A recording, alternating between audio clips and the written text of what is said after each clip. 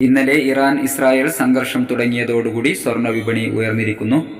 സുരക്ഷിത നിക്ഷേപം എന്ന നിലയിൽ നിക്ഷേപകർ സ്വർണത്തിലേക്ക് നീങ്ങിയതും സ്വർണ്ണ വിപണിയുടെ ഉയർച്ചയ്ക്ക് കാരണമായി. ഇന്നലെ രാവിലെ സ്വർണ്ണവില പ്രഖ്യാപിക്കുമ്പോൾ അന്താരാഷ്ട്ര മാർക്കറ്റിൽ ഔൺസിന് $2635 പരിധിയിലായിരുന്ന സ്വർണ്ണവില ഇന്ന് ഉയർച്ചയോടുകൂടി $2656 പരിധിയിലാണ് ഇപ്പോൾ എത്തി നിൽക്കുന്നത്. ഇന്നലെ രാത്രി തങ്കവില 7660 രൂപയിലായിരുന്നു. വൈകി വരുന്ന ഇന്നത്തെ തങ്കവില 11 മണിയോടുകൂടി കമന്റ് ബോക്സിൽ പിൻ ചെയ്യുന്നതാണ്.